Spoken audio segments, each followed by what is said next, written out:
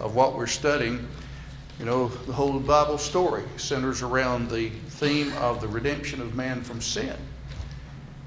God has given his law, man's violated it, here's the remedy. And he wants us to grow in our character to be more like Jesus Christ. And so, as we've come to the New Testament, then we have the life of Jesus, his teachings, miracles verifying his deity, his death, sacrificial death for our sins, burial, resurrection, appearances, then the Great Commission, go into all the world and teach all nations. And then Acts is the fulfillment of all that.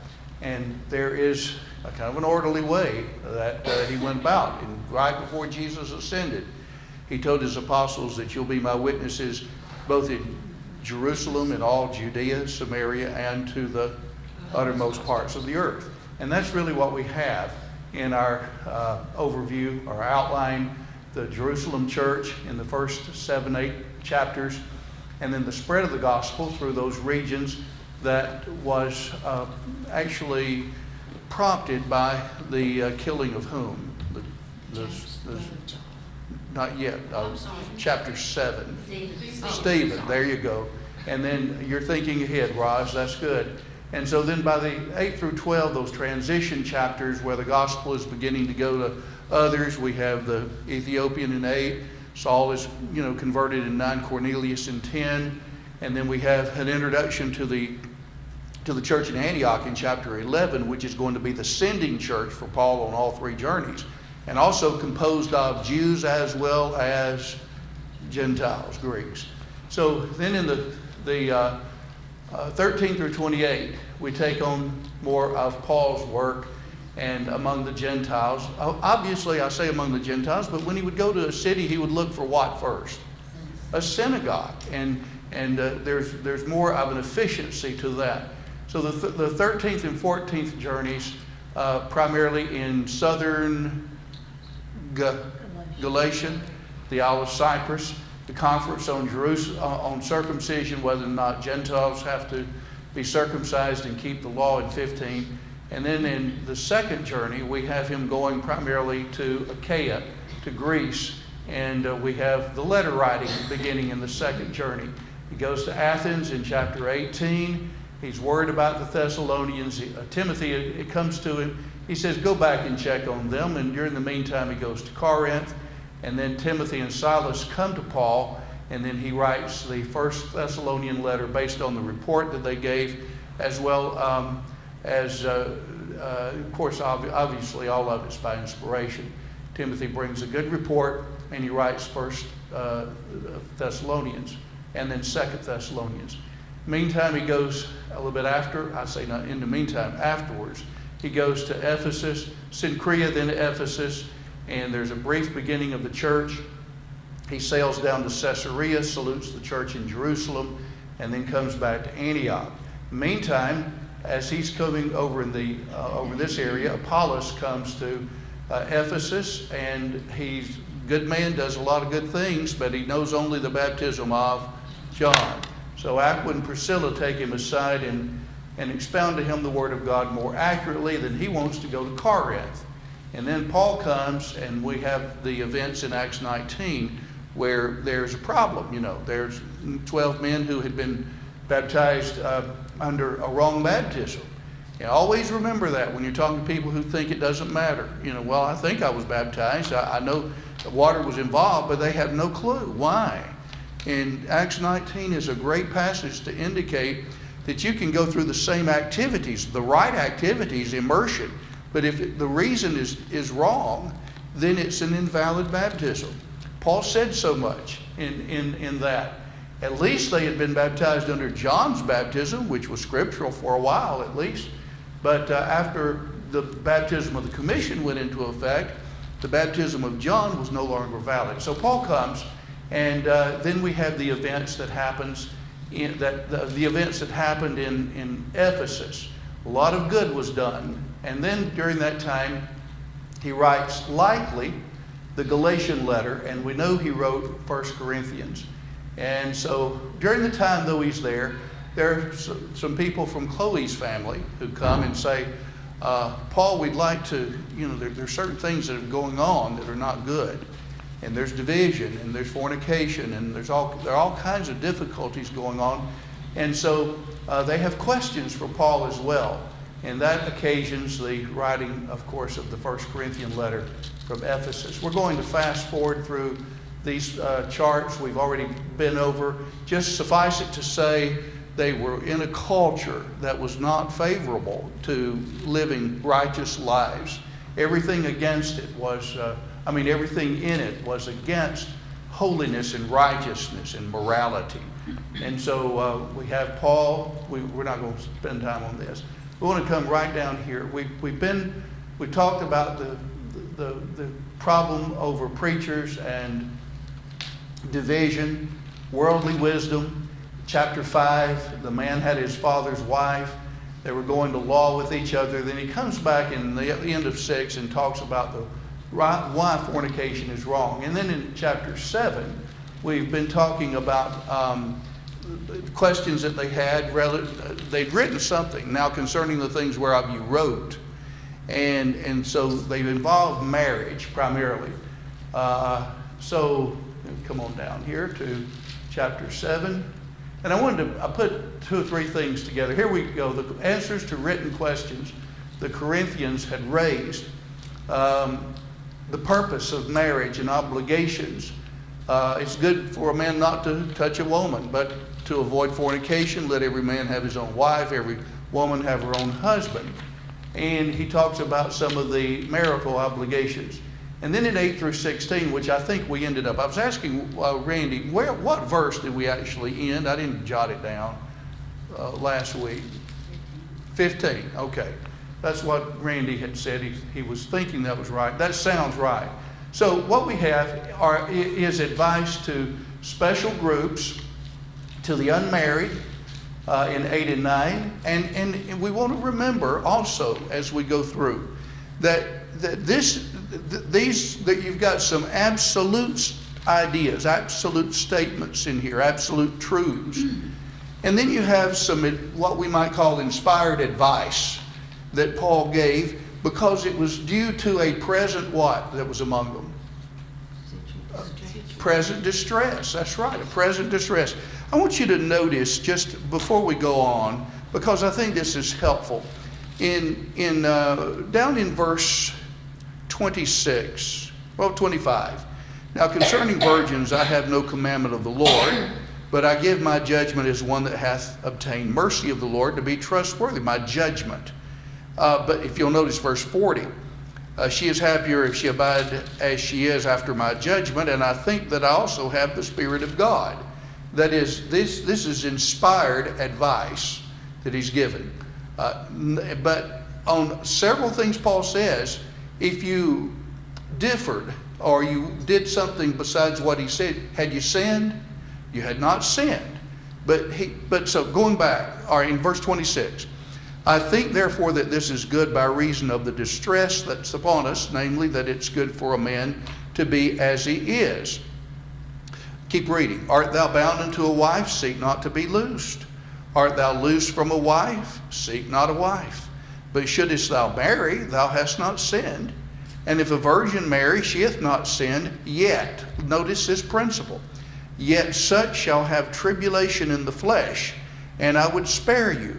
So you can obviously see there are special circumstances here that because Genesis 2, it's good for a man not to be what? Be alone. So I'll make a helpmeet. So the ideal situation is for every man there's a woman, every woman there's a man. That's the ideal situation.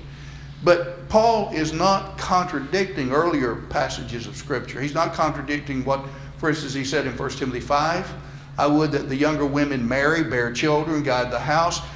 Passages like that, if you say, well, how do you explain that against this? These are particular circumstances. And so he says in verse 26, this distress that is upon you. And then in verse 28, yet such shall have tribulation in the flesh, and I would spare you. So Paul is saying, I would like to spare you various problems that you have. Notice again, down in verse let's see, 31. 32. But I would have you to be free from cares. Cares. What is here? All of us have cares when we're married.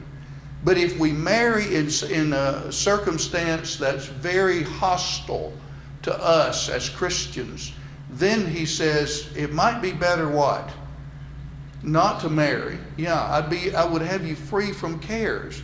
He that's married is careful for the things of the Lord, how he may please the Lord. Well, that's not wrong. That's right. To be concerned about our spouse and do things that would please the spouse. He that is married is careful of the things of the world, how he may please his wife, and is divided. So all of those things are right. But look at verse 35. And this I say for your own profit. Not that I may cast a snare upon you, but for that which is seemly, and that you may attend upon the Lord without distraction. I put a line in my Bible back, an arrow, from that word distraction back to verse 32. I would have you to be free from cares. He's not saying that these are wrong things, but in the present distress, the circumstances you're undergoing, it's just best for you not to take on marriage and family. So he goes from there on. All right. I wanted to mention I had some charts here. We got down to 12 through 16. Glance back. Verse 8. But I say to the what? Unmarried and widows, it's good for them to abide even as I, unmarried. But if they don't have continency, it's hard for them to exercise self-discipline, let them marry. Verse 10, who does he discuss? The married, yes, that's 10 through 11. And then 12 through 16, he's evidently talking to the rest, married people, but married to what kind of people? Unbelievers, yes, married to unbelievers. And so he says, if any brother hath an unbelieving wife, and she's content to dwell with him, let him not leave her. And the same thing for the woman that hath an unbelieving husband, and he is content to dwell with her, let her not leave her husband. For the unbelieving husband is sanctified in the wife. Doesn't mean he's saved, but the marriage, we might say, is right. It's a right or a scriptural marriage. And the unbelieving wife is sanctified in the brother.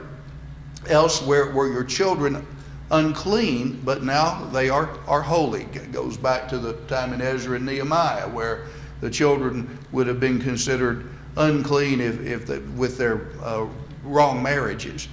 Yet if the unbelieving departs, now I think he takes into consideration the fact that here's an unbeliever, and he's married to a believer. And he says, I just can't stand your Christianity. This thing about going to church services all the time and doing all that, I'm just tired. I'm sick and tired of it. I'm out of here. Well, he says, if the unbelieving departs, let him depart. The brother or the sister is not under bondage in such cases. That's not the marital bond. That's slavery. You're not enslaved to basically forsake your Christianity in order to hold on to your marriage. And such that God has called us in peace. And so then he anticipates, well, what if I try to save he wants to go and I'll just have to go with him. Maybe I can save him later on and we'll stay together and I'll bring him back to the Lord. He says, verse 16, how do you know? How knowest thou, O wife, whether thou shalt save thy husband? Or how knowest thou, O husband, whether thou shalt save thy wife? So here's a person who's married to a non-Christian, and the person just gets sick and tired of it, and they depart in the sense of leaving and divorcing. He says what?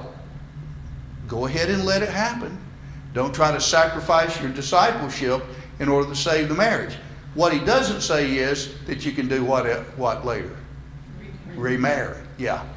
It doesn't say anything about that. All right. Let me see where, this is this next chart. Let's just kind of pause here for a second.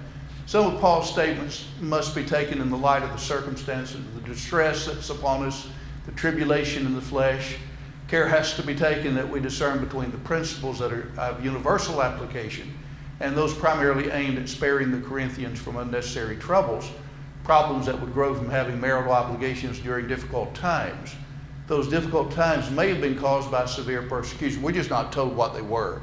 But whatever the case, Paul makes it clear as to when it is inspired advice and when the principles are universal in application.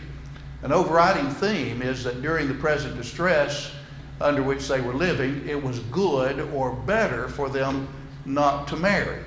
However, if they married, they did not sin. So nothing, I mentioned this a while ago, nothing Paul said contradicts anything else said by inspired men in Scripture. He's simply answering questions that pertain to given circumstances. Whenever similar circumstances arise with us, whether it be times of tribulation, distress, perhaps war in the country or whatever, this same economic downturn, the same advice would apply. Let's see what else I wanted to say. Okay, that's good enough on that, I think. All right. Comment or question before we move on? Anybody? All right. If not, then in 17, as we mentioned here, he says, in other words, just kind of stay where you are. If you're married, don't try to get out of it. And that's obviously implies a scriptural marriage. But if you're not married, don't try to get into one. He just stays, he says, you stay where you are. And the point of emphasis, guys, I think is in 17, 20, and 24. Let's notice those. Lottie, if you would, read 17, 20, and 24, because I think those are keys to this little section. Read 17? Yes, 20 and 24. Only as the Lord has assigned to each one as God has called each in this manner, let him walk. And thus I direct in all the churches. All right, and then 20. Let each man remain in that condition in which he was called. And 24. Brethren, let each man remain with God in that condition in which he was called. All right, what then is the main point? Stay where you are. Right. Now, during that's kind of like the two loaves, the two slices of bread. Now, in between the two slices of bread where the substance is, he has two illustrations to show how they should remain in marriage. Read with me now in 18 and 19. Martha, why don't you read that? 18 and 19. Was anyone called while circumcised? Let him not become uncircumcised. Was anyone called while uncircumcised? Let him not be circumcised. Circumcision is nothing but nothing, and uncircumcision is nothing, but keeping the commandment of God is what matters. Yes, it's what matters. That's the main thing. And all right, then 20 was one of our keys. Now let's move on down. 20. So he gives circumcision or uncircumcision. If you were called, you became a Christian, you were uncircumcised, you were Gentile, you don't need to be circumcised. If you already were circumcised, there's nothing you can do about that anyway. And then in 21 through 23, he deals with another aspect. That's slavery and freedom. Janet, if you would, 21 through 23. Were you called while a slave? Do not be concerned about it, but if you can be made free, rather use it. For he who is called in the Lord while a slave is the Lord's freeman. Likewise, he who is called while free is Christ's slave. If you were bought with a price, do not become slaves of men. Yeah. In other words, and of course we even went over in our readings last night, what book in the New Testament deals primarily with this issue of slavery mastery, master-slave issue? Philemon. And Paul addresses Philemon as to how he ought to take Onesimus back and treat him as a beloved brother. And yet, if a person was called and obeyed the gospel and he was a slave, there are all kinds of passages that teach you, well, you do the best you can, you obey your master as if you were obeying the Lord. And so he says it's really one You just serve the Lord in either sense. So those are illustrations. The big picture now, the illustrations just show what you need to do is stay what? The son you call. But you stay in the position in which you were called. Don't, if you're unmarried, don't seek a wife. If you're married, don't seek to get rid of her. Right.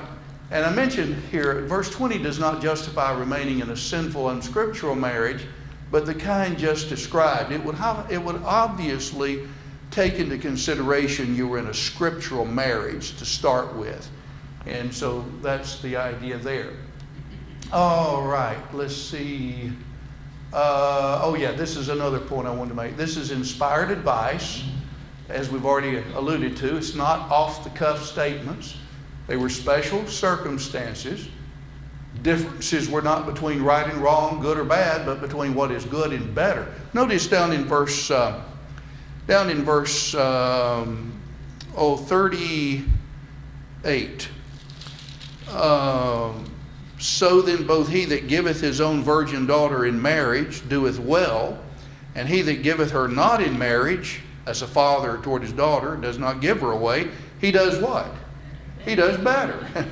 So, it's okay if you do this, but it's better if you not do it in these circumstances.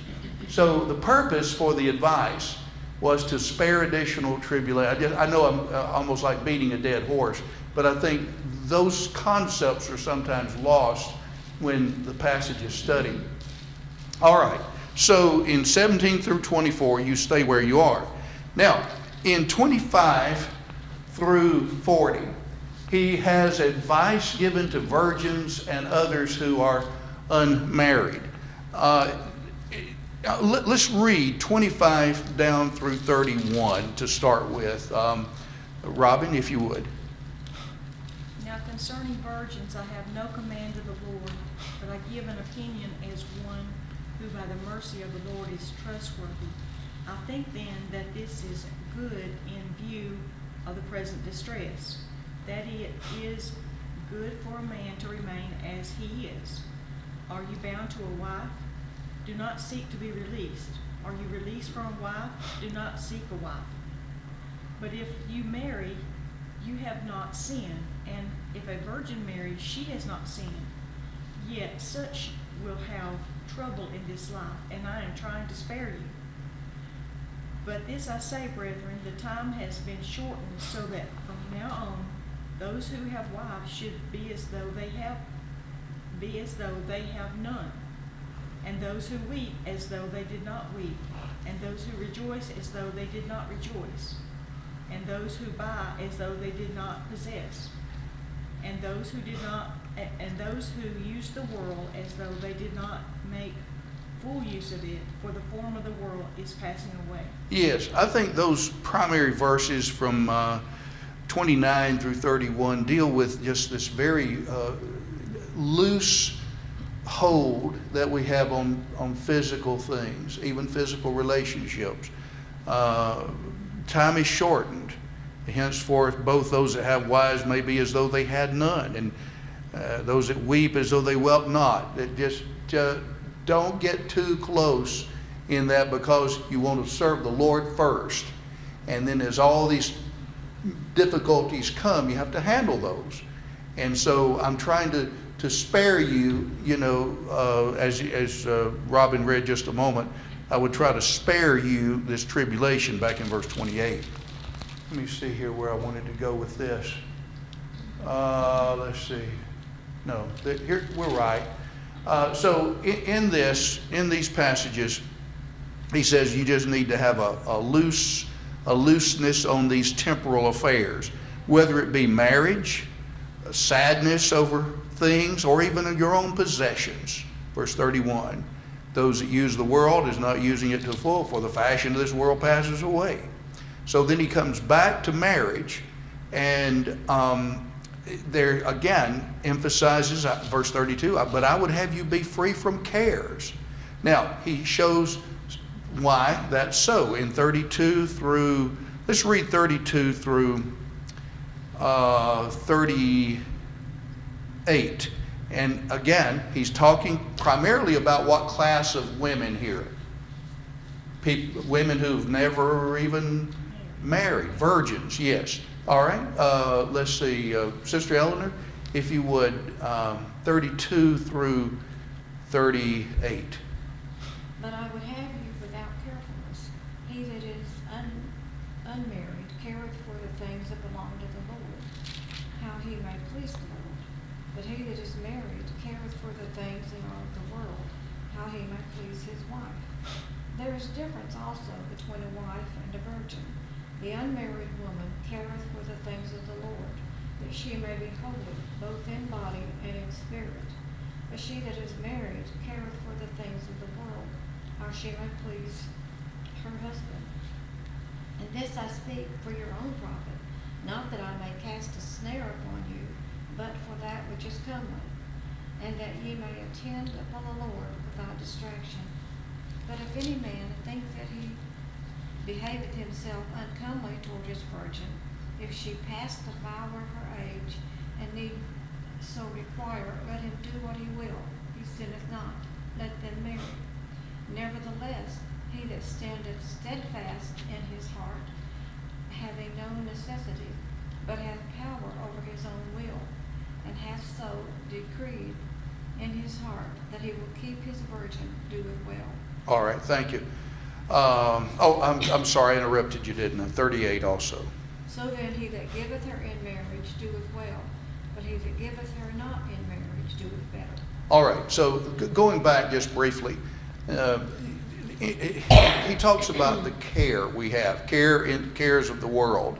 I don't take that to be wrong things, sinful things, but he's talking about obligations that we have, that when we fulfill them, it's going to take more time. It's not they're wrong. It's just like it's right to have a wife. It's right to have children. But guess what happens for a man if he's making a living for his family and he's married and he has children? What happens to his time? It usually goes to the wife and the children, and if it looks like to me, if a man's doing what's right, he has no time of his own, just about. He's going to work and try to bring in the bread, and the wife's making the dough, so to speak. And so if you have that, then on top of all that, you have this present distress he talks about. It could be more for you than what you're able to bear. So there are occasions where it's just best not to marry for your own profit, he says in verse 35. I've used verses 32, 33, 34 quite a bit in talking about marriage, that each really, and you just forget the context now, that what makes a good marriage is for the husband to try to do what for the wife? The P word here. Please. The wife tries to please the husband.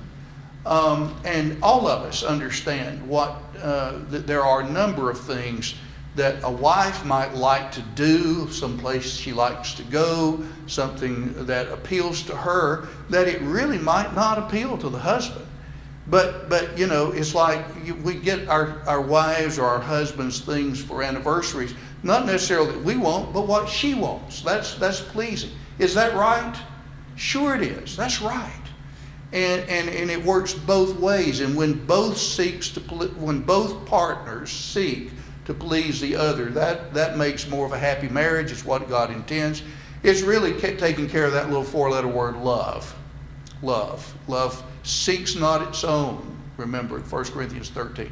So all of those things are really, really significant. And he wants them to know that while you've got all those things that are right in and of themselves, there are special times where it's going to be more difficult. My dad used to say that when he was in high school, and Dad graduated in 1942. And of course the Second World War was going on. And Dad said, he saw a lot of his buddies marry. And as soon as they marry, and the next day they were going overseas. And Dad said, I didn't know a thing in the world about the Bible then. And he said, I still thought that was unwise. You're leaving this wife, you're married, then she's depending on you. What if you're over there for 2 years, 3 years? It looks like it was very unwise. Now, have they sinned? Maybe not. But it's just a very unwise thing. I've known people who were in college when I was at Tech. There was a couple there that married. I think they were 19 or 20. Nothing wrong with that, but they were in college. And both of them were in school. And I thought to myself then, I'm struggling just, with various helps. And how in the world you got, it just looks like to me that, that's not the best time to marry. What happens is you add a relationship and you're already struggling with time and expenses and those other things. But if you marry, have you sinned? No. It's just like any good marriage is going to have difficulties that come just by the nature of the beast, so to speak. We're going to have difficulties in coming to know who each other is and what likes and dislikes are and all those. When you compound all of that with all these other externals, it makes it even that much more difficult. And I think that's something about what Paul was saying here. Wartime, economic downturns. I think there can be physical difficulties that people can have. Disabilities sometimes. It might be better not to marry for a lot of people's sake. And have you sinned if it's a scriptural marriage? No. I'm just saying that there are difficulties. Everybody understands that, right? Okay. All right. Let's see. So we've got specifically addresses marital response that would tend to distract one from his spiritual responsibilities, especially during such a distress. I should have closed the quotation mark. And then the 36 through 38 discuss the action of a father toward his virgin daughter. It looks like, and most expositors agree with what I'm about to say, that during the first century, that the father had complete control over the family. And if his daughter, as Sister Eleanor read, was approaching the flower of her age, the time when most would marry and bear children, and he's not sure this would be a good time to allow her to marry, then he could pull on the reins, so to speak. I'm not going to give you away. I'm not going to let you marry. And that seems to be what he's talking about here in verse 36. If any man thinks that he behaves unseemly toward his virgin daughter, that's not a sexual relation between father and daughter. That's not what he's talking about. He's talking about the daughter who wants to have a marriage with this other fella. And so here's the father of the bride, so to speak. The father has power to either grant her desire to marry or not. We have vestiges of that even in our country. When a young man comes to the father of the bride and says, "May I have your daughter's hand in marriage?" Y'all know that. May I have your... That's basically, I'm asking you if you will give her to me.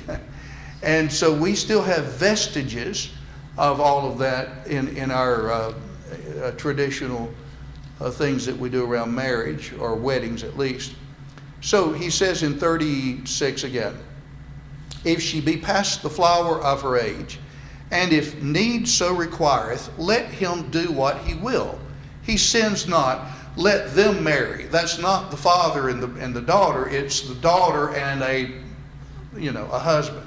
And so it's spoken of, let the father, or the father lets them marry. That's the idea. Verse 37, "But he that stands steadfast in his heart, having no necessity, but hath power as touching his own will, and hath determined this in his own heart, to keep his own virgin daughter," that is, keep her from marrying, "he shall do well.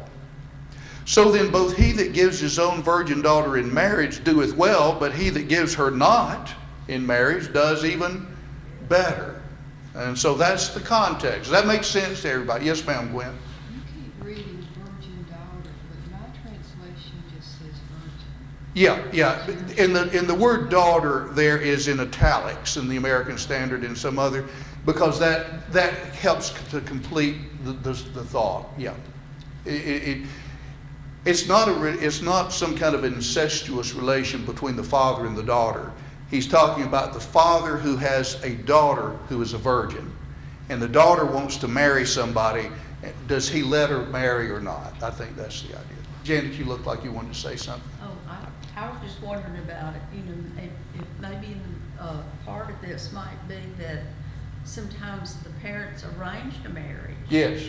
And Yes. maybe say, maybe don't go arranging Yeah. things at that time. At that time, I think that's exactly right.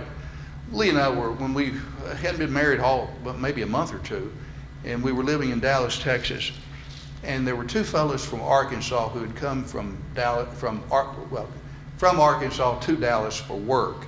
They came to services and were members of the church, and we got to be close to both of them for a while and did a lot of things together with them. And then, but what I was going to say is one was from India, and he already had his engineering degree, and they were looking for work, and we talked with them about their culture, and he said, "Oh yeah, I've already got a wife that's kind of in the future back in India, and our parents have selected us for each other." And I remember Lee asking, "How do you feel about that?" "Well, I didn't have a whole lot of control, but she's a good girl." And he went on to say that in their culture, that where I can't remember the name, Lee would remember exactly where they were from, and I just don't. But he said that the parents tried to make a concerted effort to find someone who would be compatible and would fulfill the needs of each. And so, here you got, like, he's an engineer. The girl he was going to marry was an engineer also. So they were both compatible intellectually. They were compatible in a lot of different ways. And well, who better to know that than parents?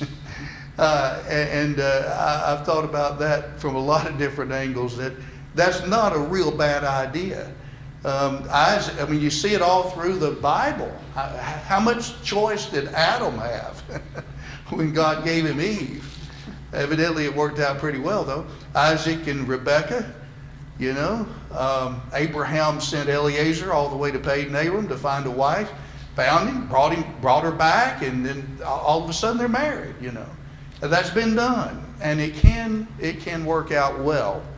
I'm not suggesting that's what we need to do in our country. I'm just saying this is the history of it, and it seems to be referred to here in the 7th chapter. All right, let's go on and finish out the chapter 39 and 40. Yes, ma'am. Say in regard to whether to marry or not under circumstances of, I'm assuming it was persecution and that kind of thing. That then children would be involved. Yes. They would bring children, and if you had to flee, Yes. you had, from an unmarried man or an unmarried woman, it'd be easier to pick up stakes and move if you didn't have children. Exactly right. And it's like Paul said about himself, in 1 Corinthians 9, I have a right to a wife. But he forewent that, and I'm reminded of Matthew 24. What you just said reminded me of that, Janet, about when Jesus was predicting the destruction of Jerusalem. I'm looking at 24:17. Let him that is on the housetop not go down to take out the things that are in his house. Let him that is in the field don't return and get his cloak. But woe unto them that are with child, and to them that give suck in those days. Those who are expecting, it will be difficult, more difficult, because of the destruction that was impending on Jerusalem. But that, you reminded me of that passage there. That's a good, what you said, I think, is exactly right. All right, anyone else with? All right, let's read the last couple of passages. Gwen, you read last, didn't you? Okay, Gwen, why don't you read the last two verses, 39 and 40 of 1 Corinthians 7. is bound by law as long as her husband lives, but if her husband dies, she is at liberty to be married to whom she wishes, only in the Lord. But she is happier if she remains as she is, according to my judgment. And I think I also have the Spirit of God. All right, so here he comes back. He's been talking about virgins, right? Virgins and what the father can or does not do. And then he comes back to,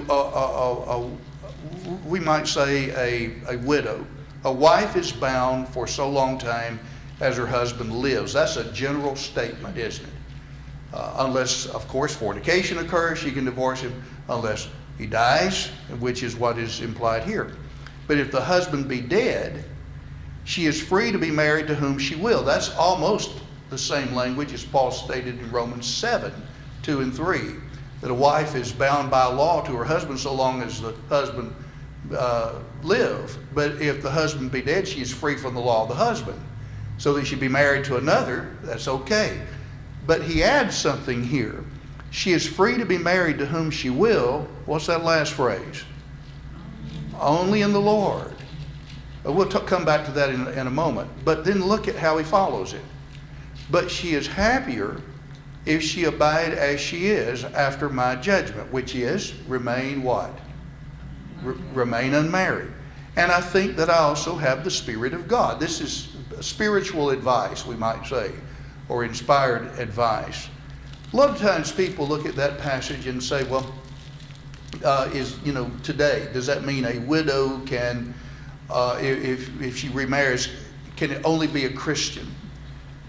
There's several thoughts that kind of come. At one point, I thought that the phrase only in the Lord here, in the Lord, probably referred to the circumstances that, it's kind of an adverbial phrase.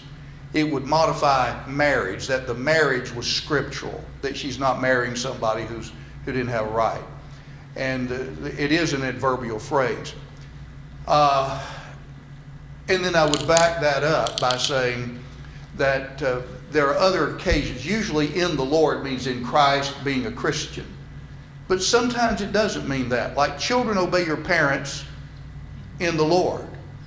Does that mean you only obey them if they're Christians? No. It means you obey them in the framework of what the Lord says that you're to do in the Lord. 1 Corinthians 11, talking about headship and the covering, he said, neither is the man without the woman or the woman without the man in the Lord. That is, in the arrangements of the Lord. So not always does in the Lord mean that. That's what I took it to be at one point. I've changed my thinking on that. I think he is talking about a Christian. But I think the Christian here, that he says, if you're a widow and you're bound by, what does he say? You're bound for so long time as your husband lives. But if the husband be dead, you're free to remarry only in the Lord and only in these what?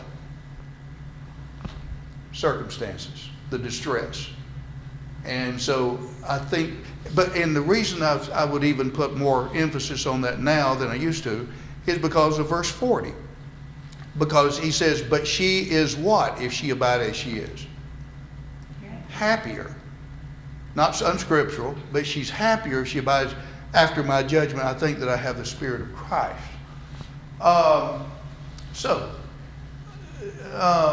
Verse 40, a widow who might also be at other disadvantages physically, who married a non-Christian during a time when Christians were being persecuted, brought unnecessary problems on herself. So Paul states that she should marry a Christian. The fact that this statement is made concerning widows in the context of the present distress argues that this is not a universal law for all Christians for all time. Earlier, Paul had spoken concerning those who were married to unbelievers, and he did not tell them to separate, but to remain together. We go back in the chapter where he's talking about that. But on the other hand, Paul here tells widows not to enter a marriage. I believe, though it's an adverbial phrase, I think he's still referring here to a Christian. Therefore, it seems evident that these instructions are similar to others in the chapter. They're taken in view of the present distress. But I've been asked that question a lot. And then I've had a lot of brethren say, Well, if it were right for a widow to marry only a Christian, then what about any Christian woman? That follows usually. Comment, question, anybody? Well, what about a man? What about the man? What Yeah, about about the a widower? widower.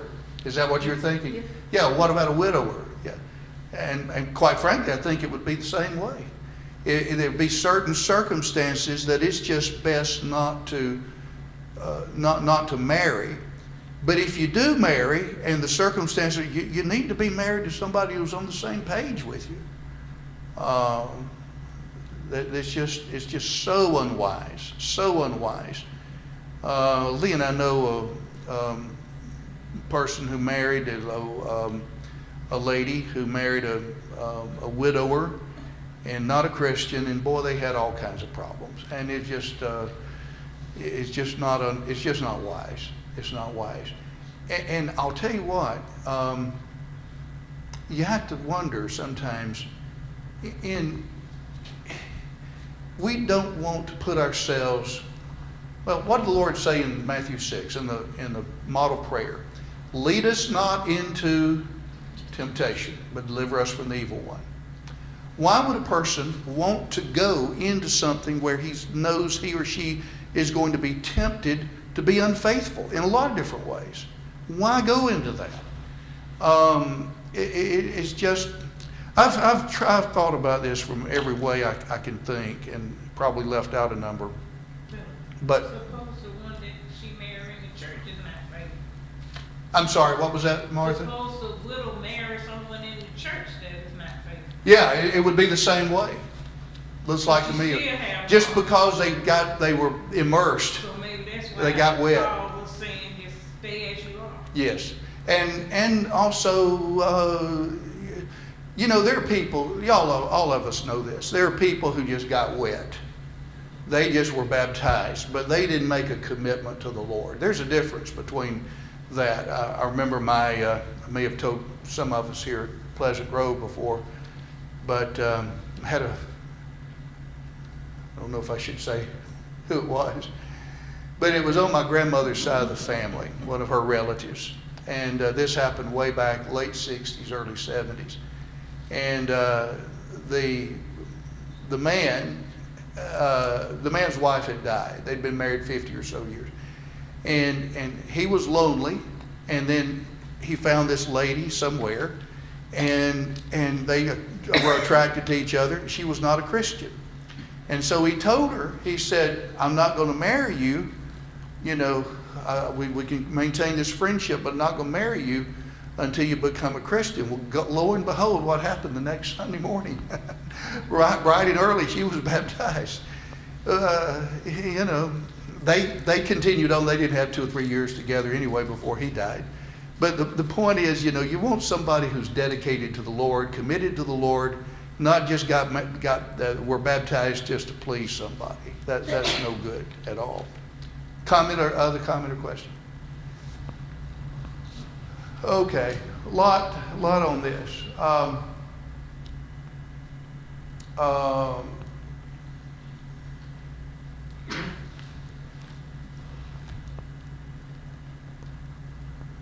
Yeah, we've already gone over this. Here's some questions. I lifted this out of some workbook I've got on this. While we do not have the present distress today that Paul mentioned occurred then, we're not even sure what it was. Conditions could arise which would make marriage not as advisable as it might be at other times, and his statements would be just as applicable. State at least 3 conditions that could arise in our country that would make these statements applicable. We've already named some. What would one be? Time of what? Warfare. I think an economic downturn where, fellow doesn't even have a job, lost his job because of, you think about my grandparents were married in 1922, my mom's people. In 1929, they already had my uncle, my mother's oldest brother, my mom, and were expecting the third when October 1929 in the Great Depression. And you're already married, but my granddaddy was cut way back, and that just reflects everybody during those years. It was tough.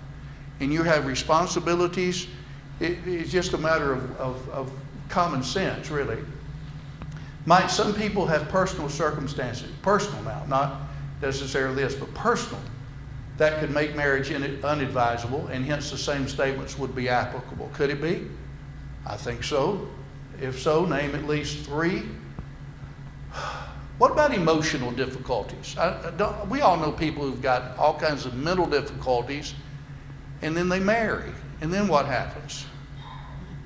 It makes it really hard on somebody to maintain his or her faithfulness in that. It could be a handicap.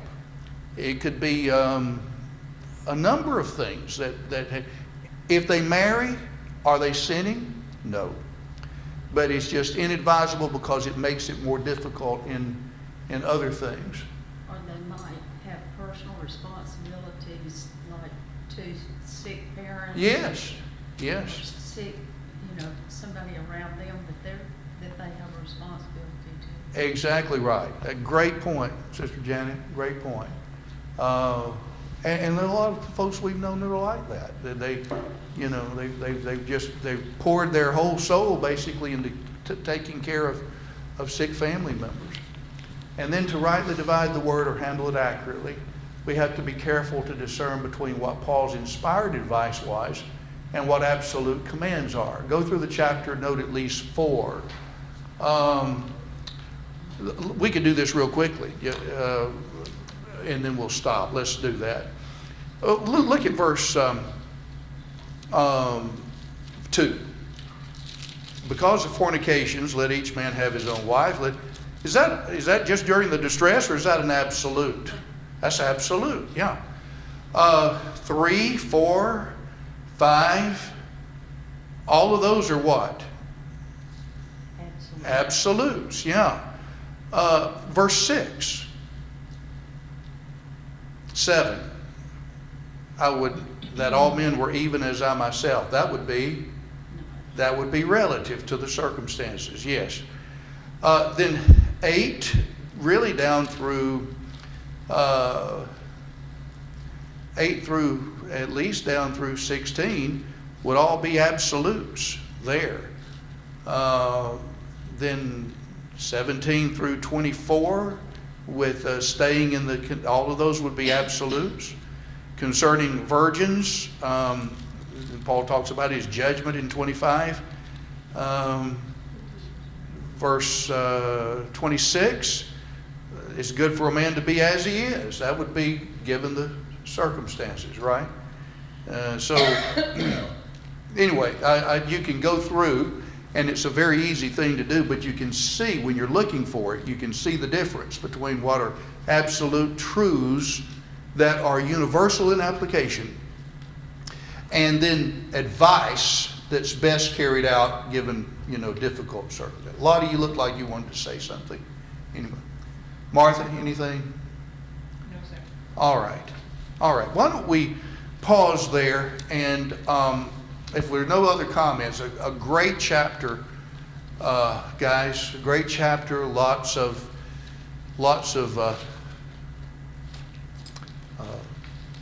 all kinds of information and application for that matter. I will say 8, 9, and 10 deal with the things sacrificed to idols. And there's a lot to that and a whole lot of lessons to be learned. I'll share this and then we'll cut off. I was thinking about this earlier this morning, that, the whole Bible, in one sense, sin is the thing that gets us into trouble, and God makes a remedy. So redemption of man from sin is the overall teaching of the Bible. But in 8, 9, and 10, not only should we try to avoid sins ourselves. 8, 9, and 10 of 1 Corinthians, he says, you need to avoid anything that would cause somebody else what? To sin. That's the worst thing that you can do, to sin and die and go out of this world still in your sins. But the next worst thing is to cause somebody else to sin. And that's really what he's doing, what he's talking about in these chapters. And Lord wills, we'll start back there and try to go 8, 9, and 10 and keep on going. Anybody else with any questions or comments? All right, well, let's have a prayer and then we'll be dismissed. Our Father in heaven, we're thankful for times we share. We're grateful for our brothers and sisters who love Thee and want to do what's right, and the fact